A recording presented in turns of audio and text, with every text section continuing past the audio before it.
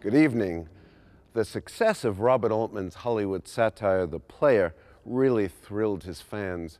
Not only was the film a treat in itself, but it meant that Altman was once again bankable after more than a decade in the movie wilderness. With characteristic bravado, Altman's follow-up Short Cuts proves to be his most ambitious work since Nashville. It's another epic view of America, intercutting the stories of 22 characters adrift in the sprawl of modern Los Angeles.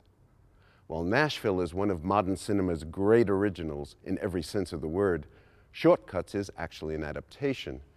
It's a fusion of 9 short stories and a poem written by the late Raymond Carver, master of the minimalist blue-collar blues.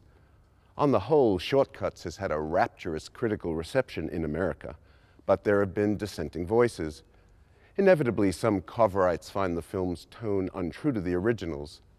For a start, the settings have been moved from the Pacific Northwest, and most of the characters elevated a notch or two up the social scale.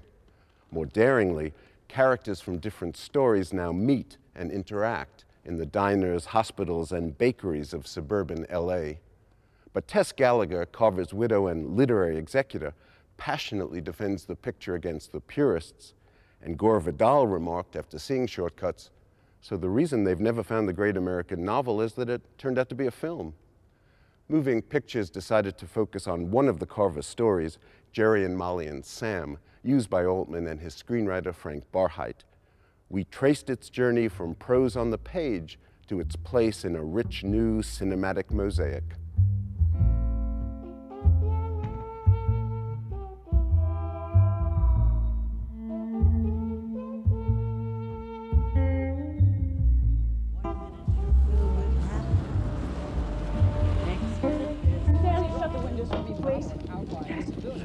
Where are you going? Outside. I told you 100 times. Don't put Susie outside. They're spraying. It's gonna give her cancer. I'm not gonna give it cancer. Don't you get environmental on me.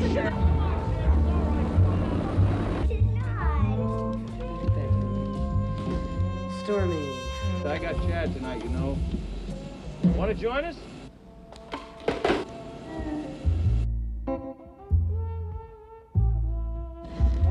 Dog stays out. Dog drives me out of my mind. As Al saw it, there was only one solution. He had to get rid of the dog without Betty or the kids finding out about it. At night. It would have to be done at night. He would simply drive Susie, well, someplace. Later he'd decide where. Open the door, push her out, drive away. The sooner, the better. Off me! Off me! Quiet! Cut it out. Yes. Quiet! Quiet!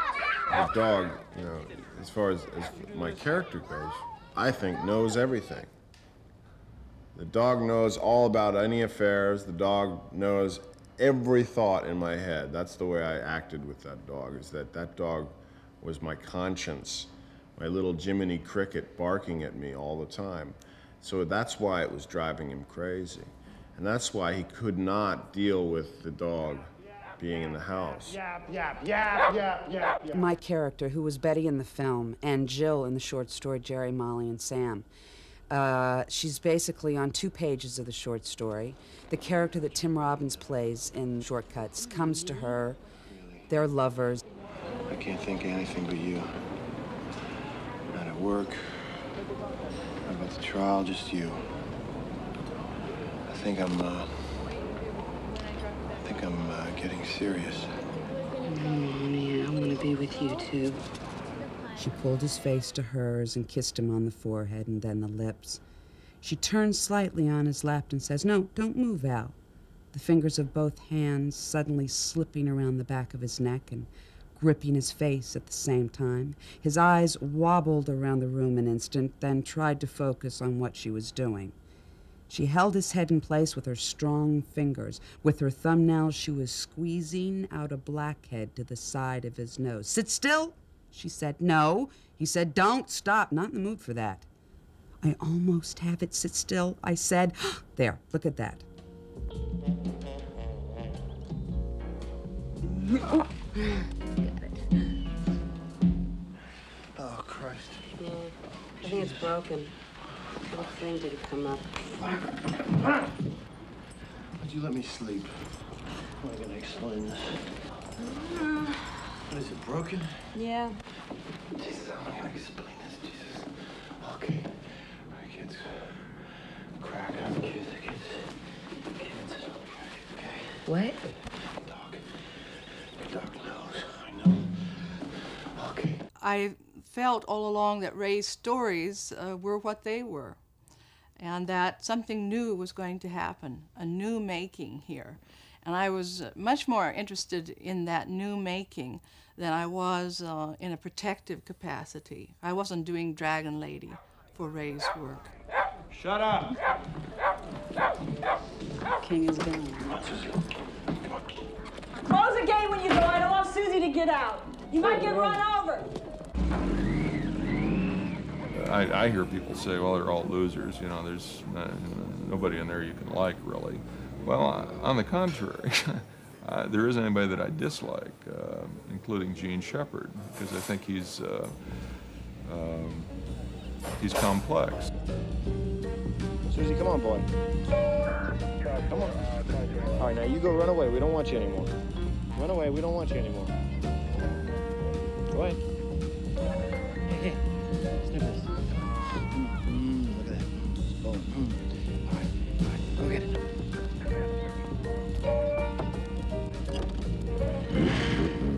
Moving the setting of the film to L.A. May seem uncarverish for those who have bought the idea that he just hung out in trailer courts in the Northwest. If you picked a small town, all these people would know each other anyway. You know, so you wouldn't have the randomness, you wouldn't have the, it would be, in a sense, too contrived to do that. So if you put it in this urban sprawl down here and they meet, they know each other, they don't know each other, and they go on with their own separate lives.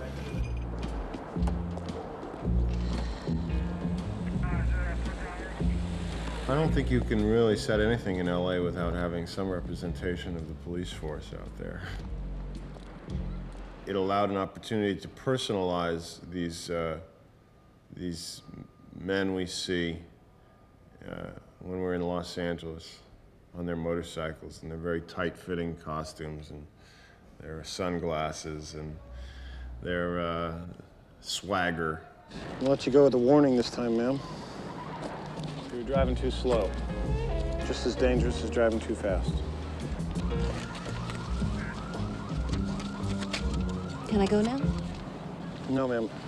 One more question. What's that? How many clowns can you fit in this car? I beg your pardon?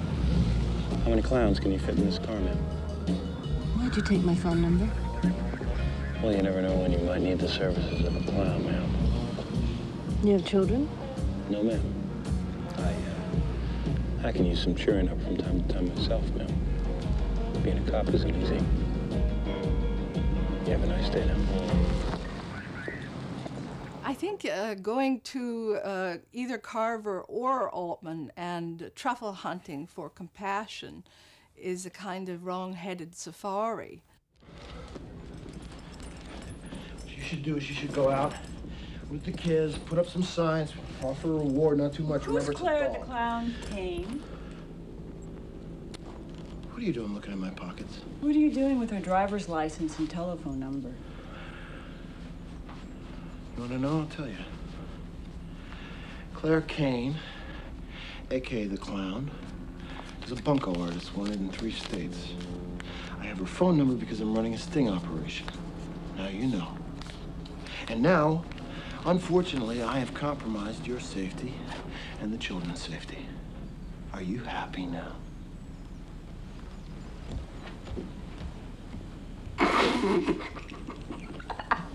One of the things that I believe Frank and Robert's script connect to with the Raymond Carver short stories is that haphazardness of fate. That if you turn left instead of right, your life could be completely different. Hello? Whoa, who's this? Take that phone. No, she's not Give me dressed that right phone. now. Give it to me. Honey, put your panties on. Whoa. With it. Give it to me. Give it to me. Have a nice weekend. Get out of here. Hello? Hello?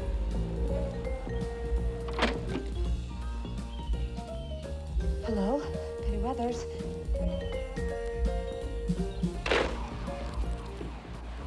Poor baby, what would you like, she said. Just want you to hold me, he said. Here, sit down. No lipstick, he said, pulling her onto his lap. Hold, I'm falling, he said. She put an arm around his shoulders. She said, you come on over to bed, baby. I'll give you what you like. Tell you, Jill, he said, skating on thin ice. Crash through any minute. I don't know. He stared at her with a fixed, puffy expression that he could feel, but not correct. Serious, he said. She nodded.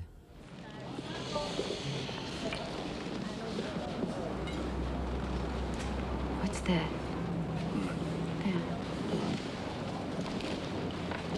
Happy birthday. What is it, an alarm clock? What I think was great about the structure of the script was that a lot of stories interwove, like Peter Gallagher, who is my ex-husband, Stormy. His character comes to my house and proceeds to enact his revenge by cutting up all the furniture in the house. And in the middle of that enters a character who's selling vacuum cleaners and cleaning rugs. And this is a character that you've only seen really peripherally in the diner and driving down the street, but all of a sudden he walks into this amazing domestic situation.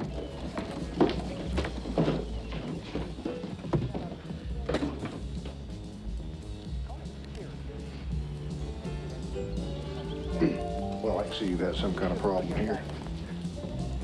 That doesn't affect my work any. I've seen about everything there is to see. Seeing the stories interconnected, the way in which they began to reverberate off of each other, that hadn't happened before. To see them sharing the same time frame, to see characters interacting, a character from one story appearing in another story and impacting on the characters in that story. That was very exciting. Excuse me, miss. Where's the restaurant? For him, I'll take it. Thanks. The story that takes place here in this setting, in this restaurant, is one called They're Not Your Husband. And it's a sort of a Pygmalion story about this guy walking in and seeing his wife and hearing some unflattering comments that are made about her and putting her on a diet. How about that ass? I've seen better. I just saw what you had for breakfast. The diet was really out in the span of time that we're dealing with, so they became alcoholics, and not only alcoholics, but alcoholics whose timing was a little bit off. I mean, when one of them was drunk, the other one was sober, so that's consistent with Carver's characters. Look, maybe I'm just sick and tired of watching you show off your ass at work. Oh, you're drunk. And you lied to me. Get the hell out of here. Get me out of here. You told me you weren't gonna lie no more. That was the deal. No more lies. No more! No more! I'm not taking you back. I'm not coming back. Slobbering all over honey like that. It was so embarrassing. I never touched honey.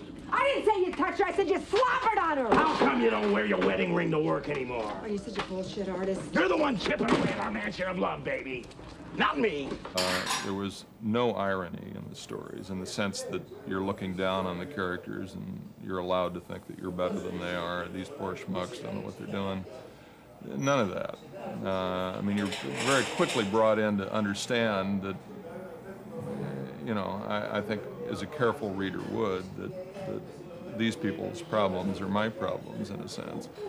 And so I think we were consistent with that. Sometimes the Altman and Varheid were writing new Carver, you know, writing out of Carver, writing very close to Carver, and then like jazz musicians, they would begin to play at the side of the notes or they would go off and play their own riffs.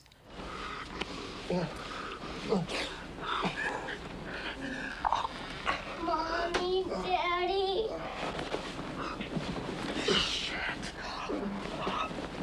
Hi. Silly Daddy's sleeping on Mommy. Daddy, Austin's crying and he woke me up. What is he it? misses Susie. He saw his whole life a ruin from here on in. If he lived another 50 years, hardly likely, he felt he'd never get over it abandoning the dog. He felt he was finished if he didn't find the dog. A man who would get rid of a little dog wasn't worth a damn. That kind of man would do anything, would stop at nothing. He squirmed in the seat, kept staring into the swollen face of the sun as it moved lower into the hills. He knew the situation was all out of proportion now, but he couldn't help it. He knew he must somehow retrieve the dog. As the night before he had known he must lose it. I'm the one going crazy, he said, and then nodded his head in agreement. Hello, boys. Hi.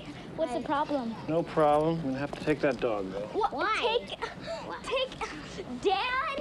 Yeah, what's the matter? He's taking my dog. Hey, excuse me. Officer, what's going on here anyway? How long have you had this dog, sir? What the hell difference does it make? It's my kid's I'm dog. afraid I'm gonna have to take this dog, sir. It's been missing for a couple of days. It's highly dangerous. It bit. There is redemption in his stories that isn't there in the movie.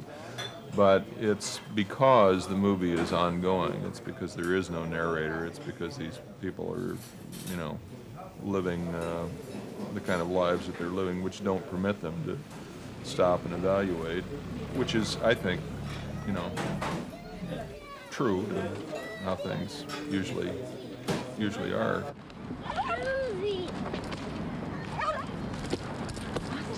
Susie's here. I miss you, Susie. I love you. Daddy, why can't I have a monkey? He sat there. He thought he didn't feel so bad, all things considered. The world was full of dogs. There were dogs, and there were dogs. Some dogs you just couldn't do anything with.